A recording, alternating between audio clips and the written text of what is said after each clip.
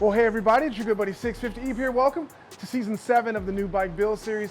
This season we're using that 2020 BMW S 1000 RR and a 2019 Aprilia RSV4 1100 factory. And with the help of our channel sponsor, the magnificent Miami Manny from Moto Million, we're transforming both of those bikes into something really special, unique, and amazing, and super fast. At the end of the build series, we're giving one lucky person the option to pick one of those bikes to keep for his or herself. Information on how you might be that person down below in the description. If you're new to the channel, hit the subscribe button. If you're already a subscriber, tap that bell and you'll get notified when new content is uploaded. Hey Zach, what the heck are we doing today? Hey, so I was just checking out the Hockenheim silver bike here since you got it back from Brand Tuning. Yes. Looks to be in one piece, so that's great. And we got the exhaust turning some awesome rainbow colors that titanium always does. Yep.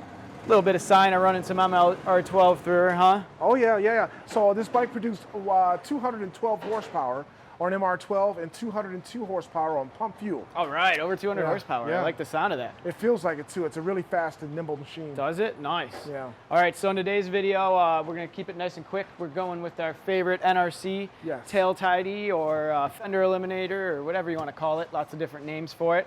We're just going to show a couple subtle differences that they've changed. If you want to compare it, you can go back in the YouTube time machine and go back to our 2020 S1000 build with the red, white, and blue bike. Yep. And when I showed this, you could see there was a lot more holes in this plate. If you got the, we have the tucked version, which is going to keep our license plate tucked up under the bike. There's also another version that was more street legal and outward. Okay. And that you could use the same brackets, you could use this, but we had to plug lots of holes. Sure. It was a little clunky. We had to drill a hole for the license plate light, I remember, I think, because there wasn't anywhere for it to go. Now there's a nice little cutout for it. Oh yeah. These are beveled a little bit better. Everything fits just that much nicer. These cables are longer, still not 100% quite long enough. Maybe this one's better even. Okay. Every time I get one, they keep making little tweaks to them. So hopefully you get the latest version if you order one. But pretty easy to install. Just want to show how to pop off the side panels, a couple tips there. Okay. And then show the wire connections and show the final product. Okay. So we're just going to jump right into it. All you need is a T25. There's only one screw underneath here. Oh, that's cool. So we pop that screw off. The only reason we even have to remove these side panels is for the electrical connection. Okay. Working on this bike, and almost all new modern bikes, you need one of these little plastic pry bars anymore, because everything is just clipped together. So this bike, if we get our plastic pry bar right in here, I believe, maybe it's back this way even a little more. So we just kind of pop that off, and then we can slide up here and see that pop. Yeah. And then there's one more to pop there, one more right here. And once you get all these popped up, we then need to go backwards, because there's this little tiny tab back that you want to try not to break, because it goes into that little tiny hole, and that just really helps hold everything together. If you do happen to break it, it's not the end of the world. The bike still looks fine. It just, when you tap it, it makes a little bit of noise. Okay. But not a big deal. So that's how you get the first side off, and then that exposes our connector for our turn signal right here. You can see it's all zip tied up from BMW even. Yep.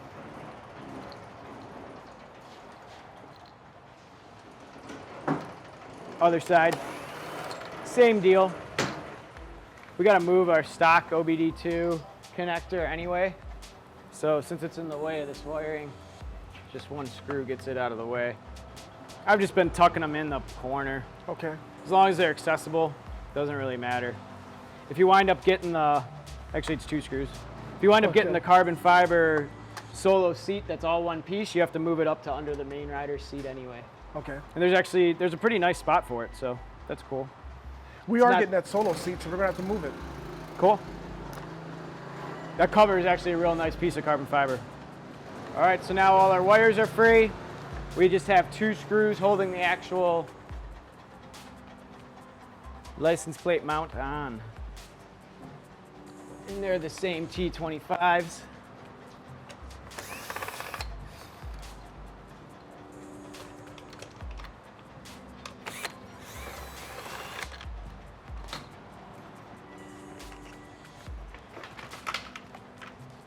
Pull it off. So now if you wanted to go to the racetrack, you just need to do that. Pop your side panels back on, both screws. Everything just pops back into place and you're ready to go to the track. Tape off your front lights, take the mirrors off, and those turn signals are in that. You're ready to go. So they did make it a little more track day friendly. Sure. So then onto our NRC kit. It always comes with a nice little card here. It tells you to go to their website. They got videos, they got instructions up there. We might have to go poke it out. I think I remember how to do this though. Let's see how far we can make it. Basically the 4 holes that are beveled, the tapered screws fit in, put a white spacer on it, and then there's these little metal rings that just help hold everything together. Okay. You don't have to use the metal ring, but it does help hold it together. Deep well socket, usually just push it on. Yeah, no problem, right? Yeah. When we're not filming, no problem. Yeah. So see, without the metal clip, as you hold this to go to install it, everything just wants to fall apart. Yeah. With the metal clip, they stay in place. That's the whole reason for the metal clip. If you got good balance and you can do it without it, go for it. If not, this is a good helping hand. Okay. Then we can mount up our plate bracket. Just cut the zip tie here.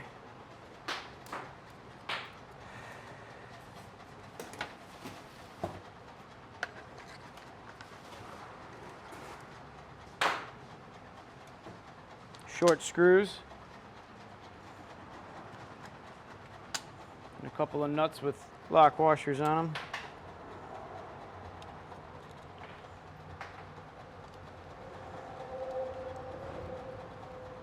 You have to do this at this stage because you can't tighten these afterward.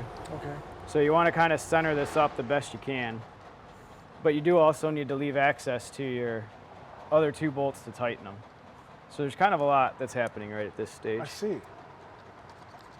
So I like to just snug everything up. And then like see how it's farther over to the left than it is to that right side. So we'll just move it over a hair so each screw's just getting covered a little bit. Pull both sides down. All right, that should set us up for success later on. All right, that's snugged up. Hopefully we got it pretty straight. If not, we'll make adjustments if necessary. And then our light now, wire, can come right underneath here and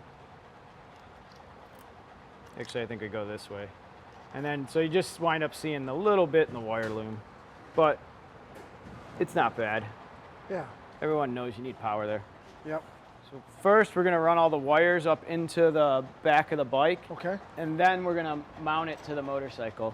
And for that we use the supplied bracket and the 2 stock mounting holes. All right, so we got our wires routed through. I pulled the right one to the right side, the left to the left side. Hopefully that's how it works. I'm not 100% positive.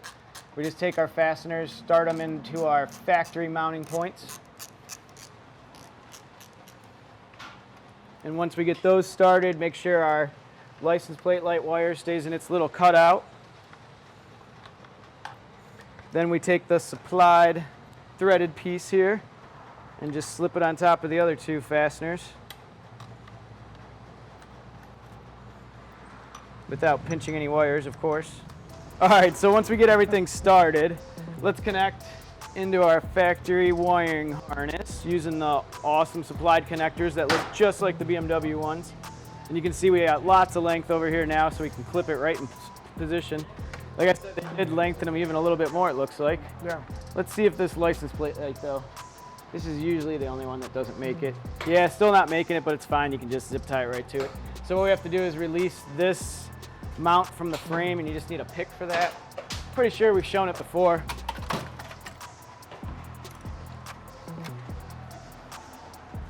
Can't really see it that swell on this one anyway. You just got to go in underneath in the middle and find the little tab and release it.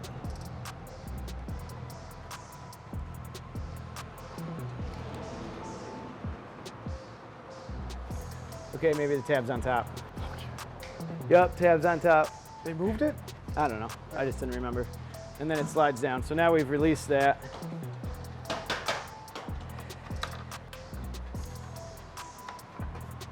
Yeah, they just need to make this wire just a little bit longer, or I'm routing it wrong out here. I don't know. It's not a big deal though whatsoever. There's plenty of places to zip tie this too. But let's get our turn signal brake light connected and make sure that we have the right side on the right side. Okay. Okay, so you can see we got the wires all neatly routed, zip tied out of the way. Go back through, snug up all 4 mounting screws. And now we can reinstall our side body panels going in reverse order. So you want to take that little tiny tab and get it started in there first. And then find all the other push tabs. It's like we're working on door panels now. So the way that the license plate mounts up then is just with these 2 bolts. What you want to do to make it a little easier is actually take these out, flip them around so that the Allen head goes through the plate on the bottom. That way you can use any length Allen head you want, and you just put a slim 10mm wrench on the back side. It makes it a lot easier, especially for the tucked version. The other version may not matter as much. And then you just pop your plate on top of the first frame. Like I said, put that nut on the back side. Get it started. Repeat on the other side, and this is where we screwed up the first time around, and everyone was so kind to notice. Yes. It's pretty easy to not get your license plate straight with this setup. And it depends on how your staked plate holes are drilled too. I'm sure some are easier and harder than others, but look at all this adjustment and wiggle room we get here. Yeah. Oh, I'm putting this one on wrong. So you just got to take a minute and step back and take a look at it. I don't know, take measurements, whatever you want to do. But make sure it's straight. You don't want to be rolling around all crooked.